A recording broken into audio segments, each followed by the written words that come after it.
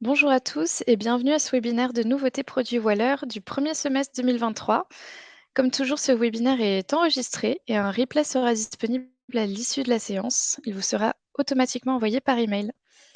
Donc pour cette séance, nous allons commencer par reprendre les nouveautés disponibles pour les utilisateurs, poursuivre par celles qui sont réservées aux administrateurs de sphères et conclure par celles qui sont des attributs des gestionnaires d'organisation. Alors pour démarrer, une des premières nouveautés utilisateurs, de cette année, ce sont les statuts de profil. Lorsque vous cliquez sur votre avatar au niveau d'une organisation, vous êtes désormais, en mesure de choisir un statut. Donc vous voyez que vous avez des statuts proposés par défaut, mais il vous est également possible de créer un statut personnalisé, pour lequel vous allez pouvoir, choisir à la fois un emoji et un libellé. Voilà, donc votre statut est créé et ça vous permet tout simplement, lorsque vous vous rendez au niveau d'une sphère, de publier un message et de voir à côté de votre message le statut que vous avez pour la journée ou pour le temps que vous l'avez activé. Ça permet d'améliorer la communication interne pour indiquer un petit peu à vos membres où vous vous trouvez ou dans quel contexte vous travaillez.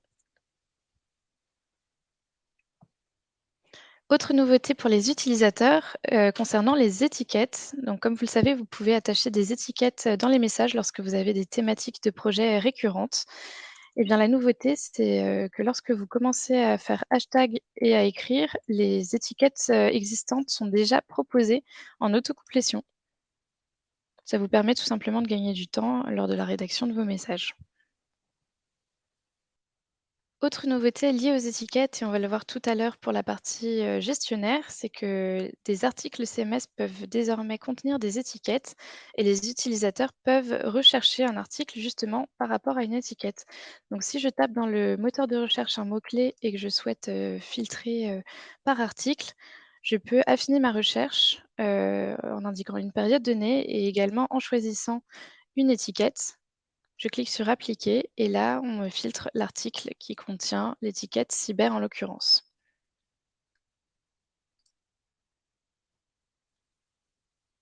Autre nouveauté cette fois au niveau de la box de fichiers. Elle concerne la possibilité de dupliquer un fichier et puis de choisir son emplacement. Donc je me rends dans les trois petits points, je clique sur dupliquer et puis je peux choisir au niveau de l'arborescence à quel niveau je souhaite dupliquer et donc ranger mon document. Donc on voit que la ressource est en cours de duplication et va bien se classer dans le dossier que j'ai choisi dans l'arborescence.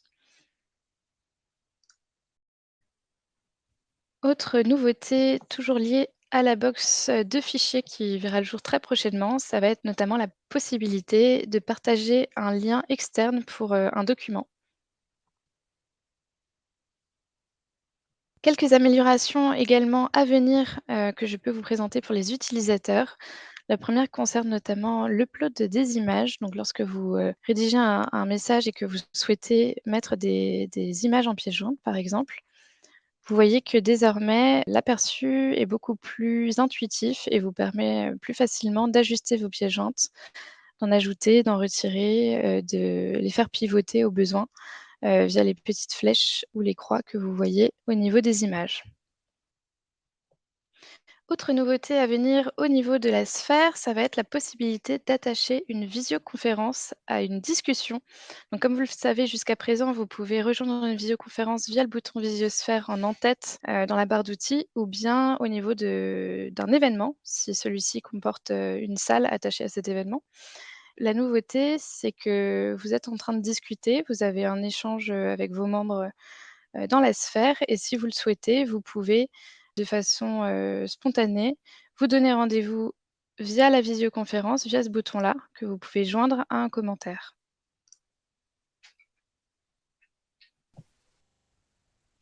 Nous allons désormais parler des nouveautés pour les administrateurs de sphères. Donc, lorsqu'on est administrateur, on a accès à ces 3 petits points en haut à droite qui donnent accès à plusieurs paramètres.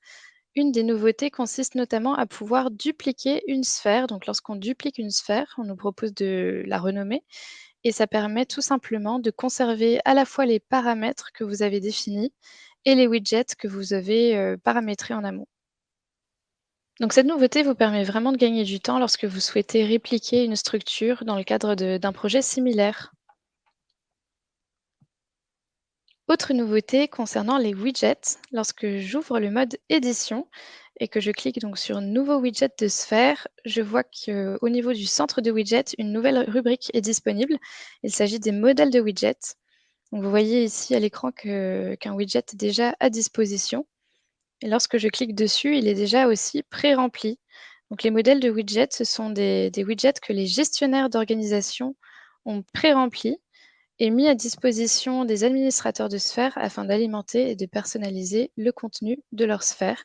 Donc ces modèles sont pré-enregistrés, mais vous pouvez tout à fait les compléter ou les modifier au besoin. Donc vous voyez que le lien utile s'est ajouté à la liste des widgets déjà disponibles. Autre nouveauté concernant les widgets, c'est la création d'un nouveau type de widget qui s'appelle le carrousel d'images. C'est notamment celui que vous voyez en tête de sphère ici. Il est possible soit de faire défiler les images à l'aide du chevron, soit de mettre en place un défilement automatique. Si l'on regarde de plus près en mode édition, on voit qu'on peut définir toutes les images qu'on souhaite mettre au niveau de ce widget et puis on peut également définir le défilement, s'il sera automatique ou non. Ce widget carrousel d'images est disponible à la fois au niveau de la sphère, au niveau du portail d'organisation et de la barre latérale de navigation. Autre nouveauté pour les administrateurs de sphère, c'est la possibilité de personnaliser les colonnes du Kanban des tâches. Comme vous le savez, vous avez par défaut trois statuts à faire en cours et terminé.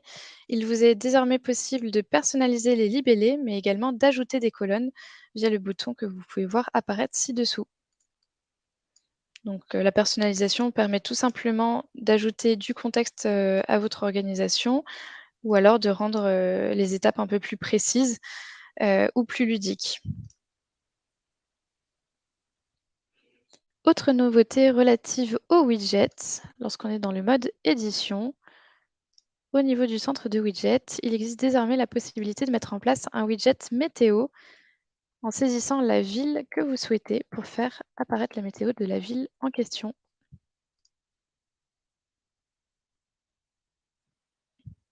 Autre grande nouveauté de l'année, ça va être concernant les invitations. Comme vous le savez, vous pouvez inviter vos membres depuis le bouton Inviter au niveau d'une sphère, soit en indiquant les emails, soit en indiquant les identifiants de ces personnes. Vous pouvez désormais inviter quelqu'un par SMS en indiquant son numéro de téléphone précédé de l'indicatif du pays, comme vous le voyez à l'écran. Donc cette nouveauté permet tout simplement d'inviter donc les personnes par SMS qui pourront alors accepter votre invitation en suivant le lien contenu dans le SMS. De la même façon, vous pouvez suivre les invitations en attente via l'onglet dédié et vous verrez alors le numéro de téléphone qui a été renseigné lors de l'invitation.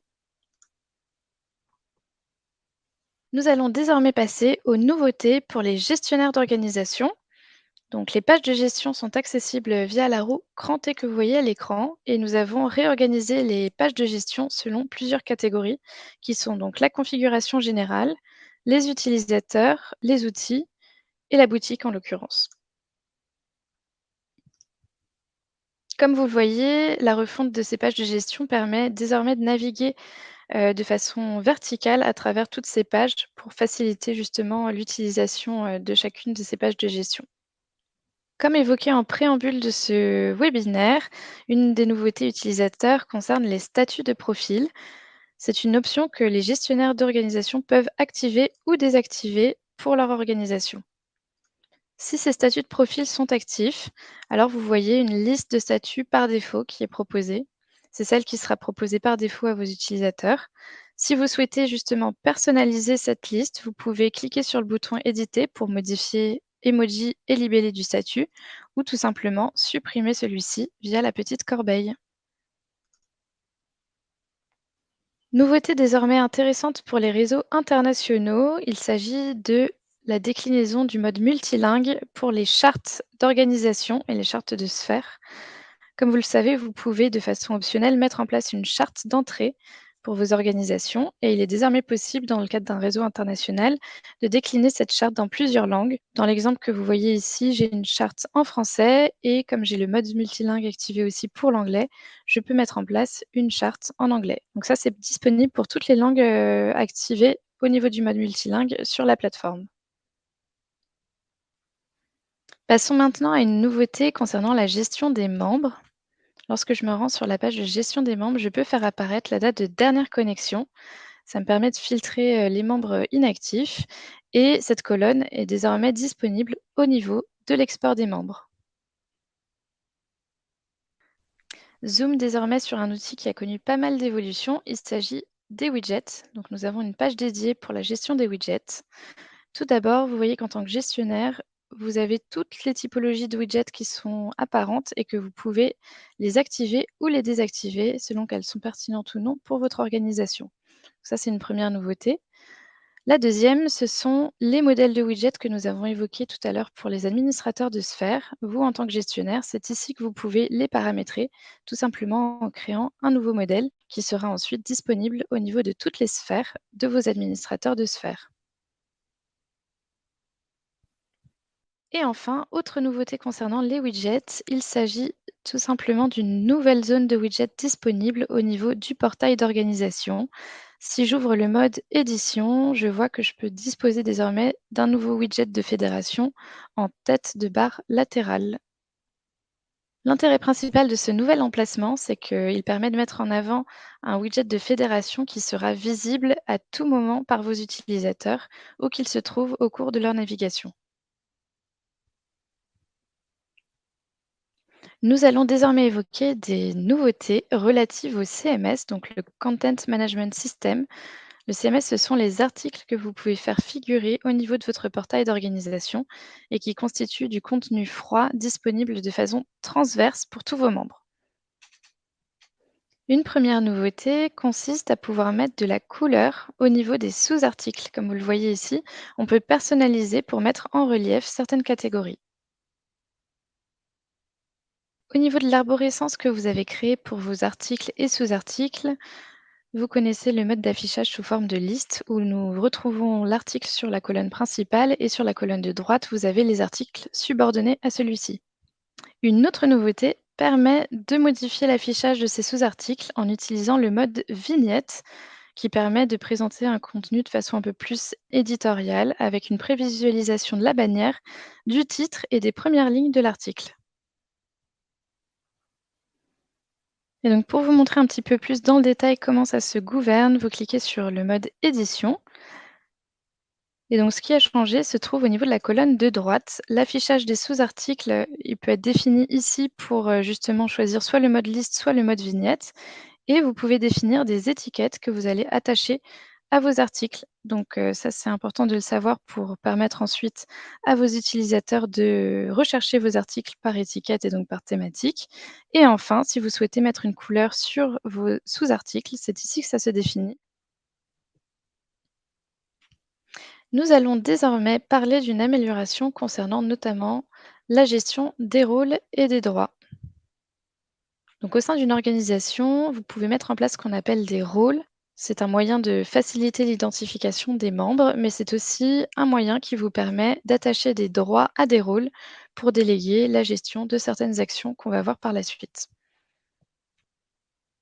La nouveauté par rapport à la liste des rôles, c'est que vous pouvez directement voir quel membre possède tel ou tel rôle et vous pouvez également entrer les identifiants des membres et les ajouter sur cette interface. Concernant les droits liés au rôle, la nouveauté, c'est que nous avons ajouté de nombreux droits à cette liste qui vient s'étoffer avec le temps et qui permet notamment de pouvoir soulager les gestionnaires en attribuant des droits à des rôles pour leur déléguer certaines actions, telles que par exemple gérer les widgets ou encore gérer le CMS, attribuer les badges, etc. Nous allons donc passer désormais à la nouvelle page de gestion dédiée aux fédérations. Donc ce bouton n'existe que dans le cadre d'une fédération, à savoir une arborescence d'organisation constituée d'une organisation mère et d'une ou plusieurs organisations filles. Depuis cette page de gestion de fédération, il vous est désormais possible de créer une nouvelle organisation en toute autonomie et de la rattacher où vous le souhaitez au niveau de l'arborescence existante. Par ailleurs, vous pouvez, par un simple glisser-déposer, modifier l'arborescence en place. Comme vous pouvez le voir, il vous est aussi possible de changer l'affichage de l'arborescence dans la sidebar, soit selon les panneaux déroulants, l'arborescence dépliée ou encore sous forme de carte géographique. Donc ça, c'est une nouveauté puisque dans le cadre d'une fédération nationale, par exemple, il vous est possible de définir des sous-organisations avec une géolocalisation qui sera alors disponible sous forme de carte. Depuis cette page de fédération, vous pouvez facilement voir qui sont les gestionnaires de chaque sous-organisation, le nombre de membres et le nombre de visiteurs s'il y en a. Enfin, au clic sur les trois petits points, vous verrez un bouton Permissions s'afficher. Les permissions vous permettent de façon automatique de définir l'appartenance de certains membres selon un rôle donné à une sous-organisation. Il vous suffira alors de définir les rôles que vous souhaitez automatiquement ajouter à une sous-organisation et de les ajouter en cliquant sur le bouton plus. Toujours sur le thème des permissions, ce fonctionnement se réplique également au niveau de l'onglet Sphère. Effectivement, au clic sur les trois petits points, vous retrouverez ce bouton Permission qui vous permettra également d'ajouter les rôles qui seront automatiquement ajoutés à une sphère donnée. Donc en conclusion, tous les membres qui disposent d'un rôle défini au niveau des permissions de sphère seront automatiquement ajoutés à ces sphères ou à ces sous-organisations. Nous allons désormais parler des formulaires. La fonctionnalité formulaire est un nouvel outil d'organisation qui permet de collecter des informations diverses auprès des membres de l'organisation et de répondre à certains cas d'usage, ici par exemple des questionnaires ou encore des demandes administratives. Donc lorsqu'un gestionnaire crée un formulaire, il peut choisir quels membres pourront répondre et quels membres auront accès aux réponses. Le contenu du formulaire peut se décliner en trois types de questions. Vous allez disposer de la question champ libre, de la question choix multiples et de la question avec fichier à téléverser. Et il n'y a pas de limite du nombre de questions que vous pouvez adresser au sein d'un formulaire. Donc il est possible de personnaliser les formulaires en ajoutant des descriptions à chaque question et puis de les organiser également par section.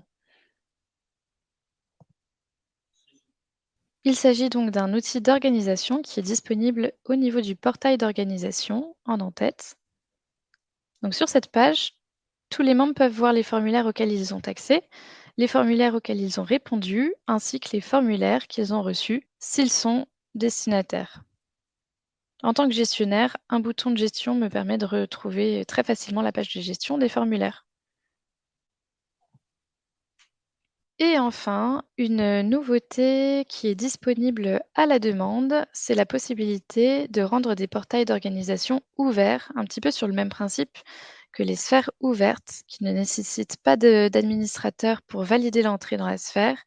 Là, c'est le même principe pour les organisations. Lorsqu'on navigue à travers une arborescence au sein de la fédération, il est possible de rejoindre des organisations ouvertes sans validation d'un gestionnaire.